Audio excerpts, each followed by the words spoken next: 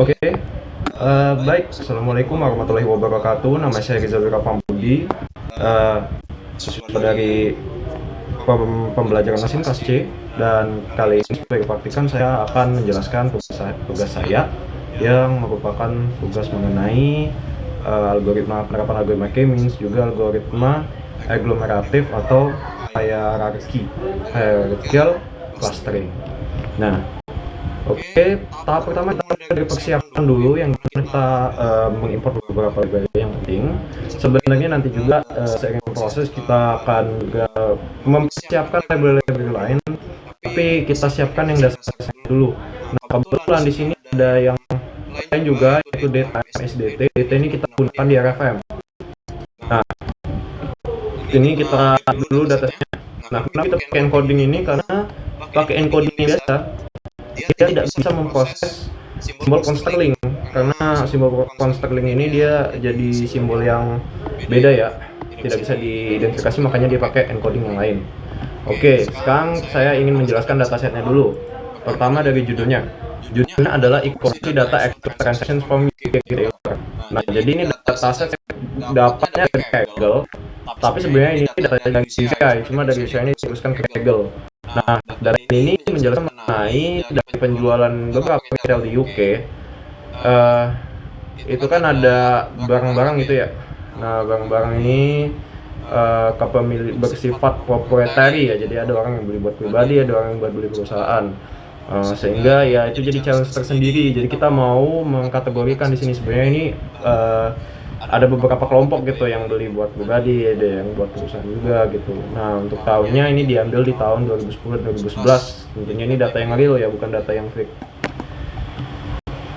Oke, jadi ini kalau menit 8 barisnya ada 541.000. Jadi kan ini data juga yang dikumpulkan dari beberapa retail UK ya, pastinya datanya banyak gitu ya.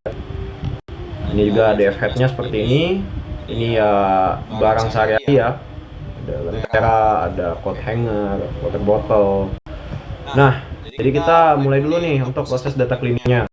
Ini sebenarnya di markdown ya, cuma. Nah, kita mulai dulu dari data cleaningnya. Nah, pertama challenge-nya apa nih di data ini? Challenge pertama yang kita temukan itu adanya nilai negatif ya. Yang dimana nilai negatif ini ya secara kuantitas dia nggak positif gitu, negatif ya kan. Kalau nilainya negatif ya susah untuk diproses oleh modelnya nanti. Jadi kita visualisasi dulu di mana di negatifnya. Di sini ternyata banyak ya yang di bawah 0 gitu, ada yang minus 250, ya sama-sama lah berimbang sebenarnya. Cuma kan tantangan kita kan kita mau menghapuskan yang negatif ini, apalagi sampai banyak ini kan, sampai ada minus 1000. Nah, setelah nilai negatif kita juga mencari berapa kira-kira nilai kosongnya atau NA-nya, di mana semuanya ini 0 ya, kecuali 2, description sama customer ID, itu nilai yang 0. Nah, jadi kita lakukan dulu untuk cleaningnya supaya tidak ada nilai 0. Ini sebenarnya sudah sejalaninya, cuma ada edit sedikit. Nah, lalu sisa baris setelah di drop ada 406 ya, 406 dari 541.000, jadi cukup banyak ya sisanya. Nah, sedangkan untuk data yang quantity tidak negatif, ini hasil yang untuk data kosong ya. Sedangkan kalau untuk data negatif itu 397.000. Jadi sebenarnya ini banyak banget nulisnya. Nah, di sini tuh kita ada yang baru nih, yaitu FM, recency, frequency, sama monetary. Jadi ini nih kayak rumus ya, dimana karena kan ini sesuai dengan konteks saya data ini temanya itu tentang pembelian barang sehari-hari. Nah, yang dimana sesuai konteks ini itu kita menggunakan RFM untuk mempermudah kita itu mencari tujuan data. Nah, jadi di sini ada recency, yaitu berapa hari sejak terakhir beli, frekuensi berapa kali beli, dan total uang yang dihabiskan berapa. Dan dari tiga ini itu menentukan orang itu sering beli dan sekali beli itu banyak atau enggak gitu. Nah, jadi kita hitung di sini RFM menggunakan proses RFM, yaitu ini the valid group by. Nah, dengan RFM ini jadi sebenarnya ini pengelompokan juga ada di sini. Jadi pengelompokan konversi dari kolom-kolom yang berhubungan sama resesi frekuensi moneter ini. Jadi ya itu dikhususkan lah buat menghitung FM berikutnya, karena ke depan ini di proses pengelolaan data ini banyak menggunakan data-data yang sudah dikelompokkan jadi FM ini. Nah, lalu kita masuk ke outlier. Outlier ini jadi semua data itu kan, semua dataset itu kan ada data-data yang value-nya itu beda dari rentang, jadi ada rentang minimum. Nah, dimana outlier ini kalau terlalu besar ya, lebih besar daripada batas atas dan terlalu kecil juga dari batas bawah, itu akan termasuk ke outlier. Nah, tentu dari situ kita harus menentukan dulu kuantilnya, atau titik atas titik bawahnya mana. Titik bawahnya 0,05, titik atasnya 0,95. Kita pakai ini yang Q ini ya. Lalu untuk EQR atau range-nya itu Q3 dikurangi Q1. Jadi selama di antara dua ini ya masih oke buat masuk data yang bagus. Nah, jadi kita jadikan patokan gitu ya. Nah, terus kita cek untuk outlier. Nah, cek outlier ini kita cek dulu ya. Jadi sebenarnya ini ada di sini sih.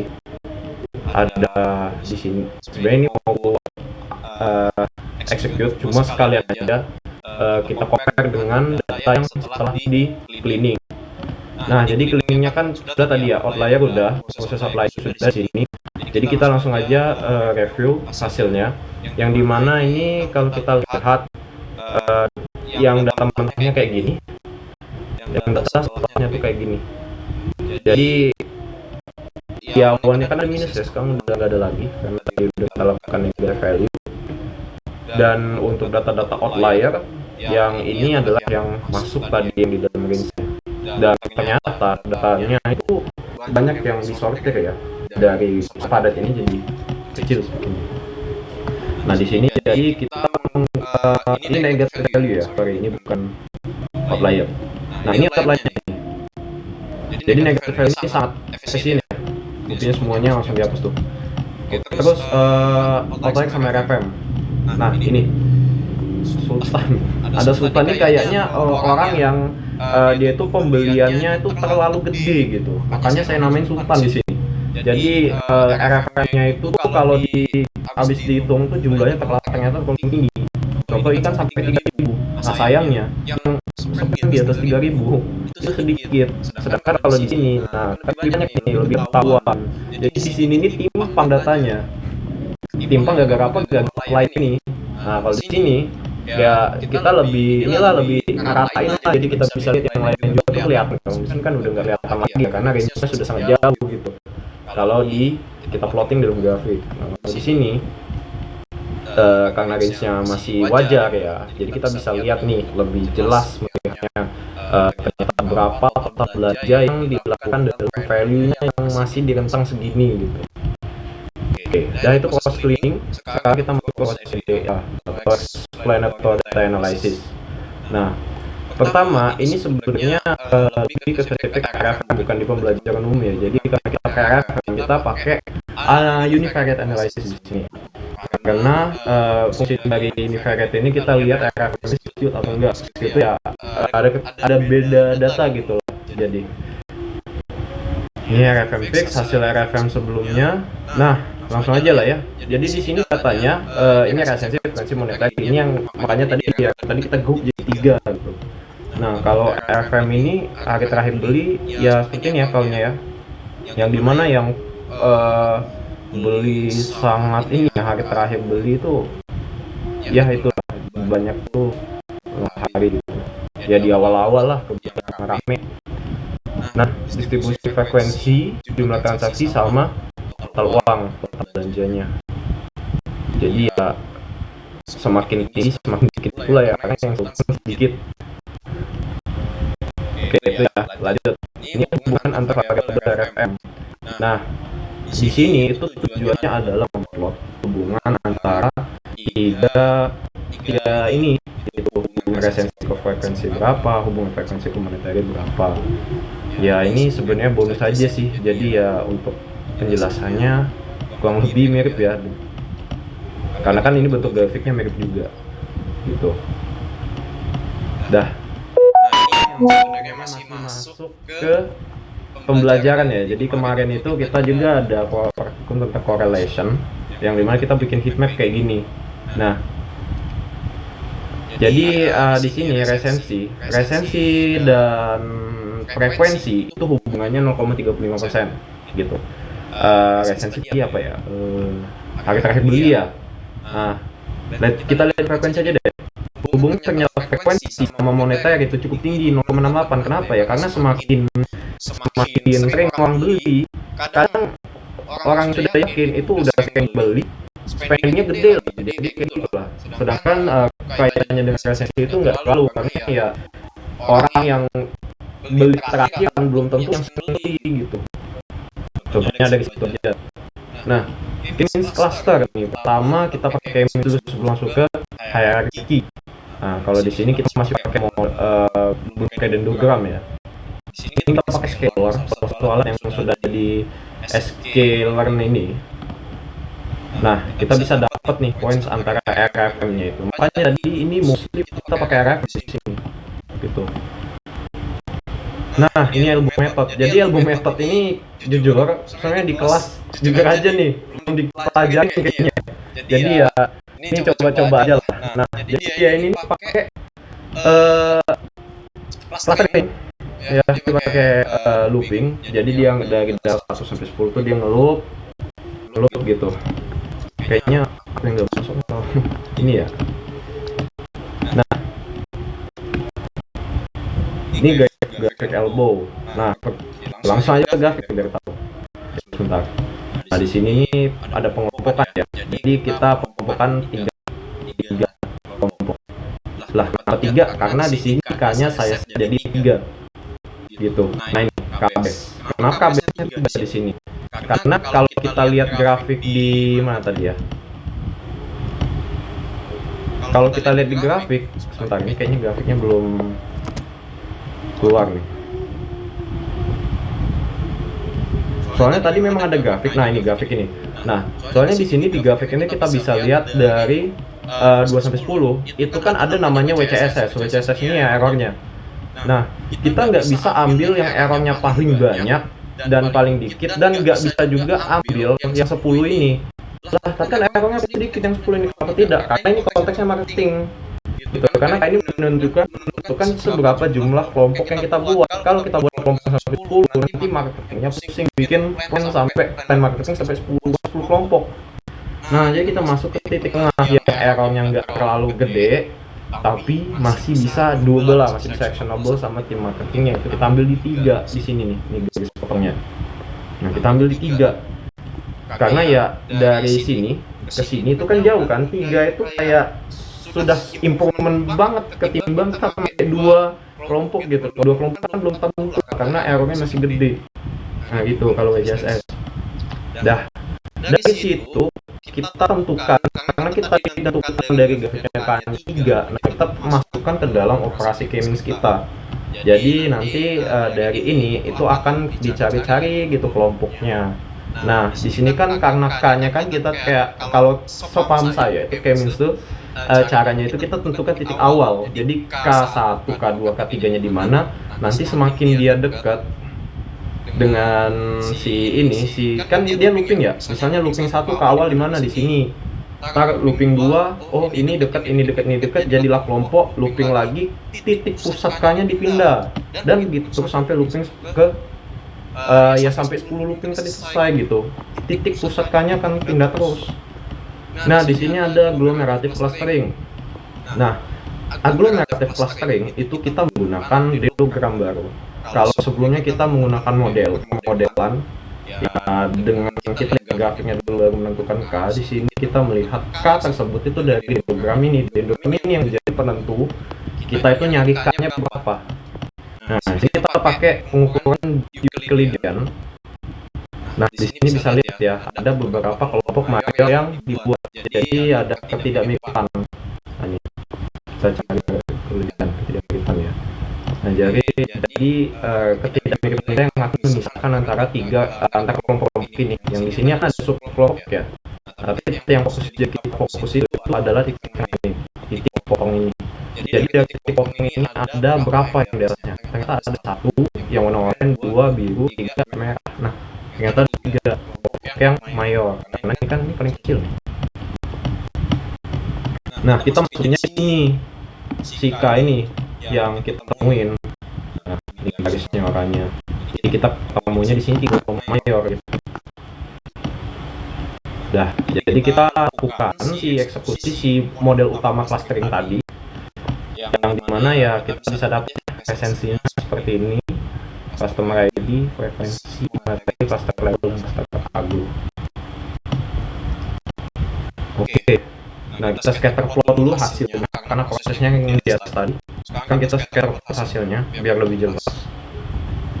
Jadi dari sini kita bisa melihat ada lagi-lagi RFM monetary resensi. Nah, jadi monetary dan resensi ini jadi berapa kali dia belanja dan pada setiap hari itu dia berapa belanjanya, sekali belanja itu berapa. Nah, kita bisa lihat di sini. Jadi ada kelompok 2 yang kurang spendingnya itu yang dia ini dia ini sering belanja tapi masih ini sering belanja tapi kecil-kecil dulu, dikit-dikit aja belinya. Misal beli snack ya yang kecil-kecil gitulah. Terus yang biru tua, ini yang biru tua ini yang ya yang paling ngemat lah istilahnya. Jadi yang biru ini kalau saya lihat itu dia sudah lebih jarang daripada yang kaum yang merah muda. Terus juga dia spendnya dikit. Nah, ada lagi yang biru muda. Yang biru muda ini yang paling keren sih seharusnya karena dia datang sering dan sekali spending tinggi. Tapi kita bisa lihat juga kalau Anda tidak sering datang tapi spending Anda gede, Anda bisa masuk ke dalam konsultan yang biru muda ini. Gitu. Jadi simpulannya kalau kita lihat ya dari sini itu dibagi berdasarkan yang gak sering datang dan gak banyak spending, ada yang sering datang tapi gak banyak spending, dan ada yang banyak spending gitu. Intinya di sini dia sering datang dan banyak spending, itu yang bagus. Oke, jadi itu beberapa hal ya, beberapa dari kita. Ini kan sudah dapat nih image-nya dari datasetnya nih, tujuan datanya kita pakai. Gitu. Oke, kita hitung dulu silhouette score-nya. Silhouette score-nya di sini untuk K-means kita mendapatkan 0,5 dan agglomerative clustering 0,4. Jadi feedback buat model, ternyata buat konteks RFM ini model yang lebih efektif itu adalah model K-means ketimbang modelnya agglomeratif yang pakai dendrogram tadi. Nah, karena di K-means itu kita bisa melihat diminishing rate, yaitu ya dari 2 ke 3 itu terasa banget. Kalau kita nggak dari 2 ke 3 itu gede banget efeknya. Jadi saya rasa sih itu yang menjadikan K-means-nya lebih efektif timbang agglomeratif. Kesimpulannya apa? Standar bisnis practice itu dia mencari data yang sudah data siluet itu yang 0,3 sampai 0,45 yang cukuplah buat marketing gitu. Nah, di sini kita dapat hasil yang sangat bagus, 0,5 kita dapat di sini. Yang dimana kalau semakin mendekati 1 semakin bagus datanya, semakin mendekati 0 semakin jelek. Nah, jadi ini bisa dipakai buat marketing. Nah, jadi hasilnya data mau dikemanain pastinya untuk membantu upaya tim marketing dan membuat iklan sesuai grup. Yang tadi di sini ada 3 grup ya.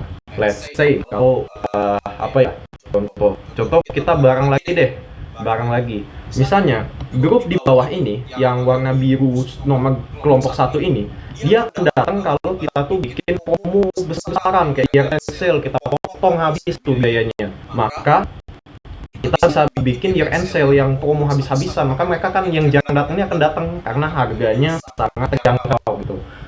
Untuk nomor 2, strategi kita itu bisa di program membership. Mereka kan sering datang tuh tapi nggak spend gede. Nah, caranya kita kasih mereka benefit special loyalty program. Kalau mereka sering datang, kita kasih stamp. Makin banyak stamp yang mereka koleksi, diskon yang mereka akan dapat lebih gede. Otomatis mereka akan spending lebih gede, ya kan? Nah, sedangkan untuk yang 0 itu karena mereka sultan tapi jarang datang. Nah, di sini kita bisa bikin VIP. Karena mereka punya duit gede, jadi kita kasih mereka VIP membership. Setelah mereka dapat VIP membership itu, mereka termotivasi spend lebih gede lagi dan untuk datang lebih banyak lagi. Karena misal VIP membership ini berlaku kalau dia mengunjungi toko 2 minggu sekali. Contoh, kalau dia jarang kan bisa hangus itu VIP membershipnya. Oke. Jadi ya seperti itu hasil dari tugas kali ini. Terima kasih. Wassalamualaikum warahmatullahi wabarakatuh.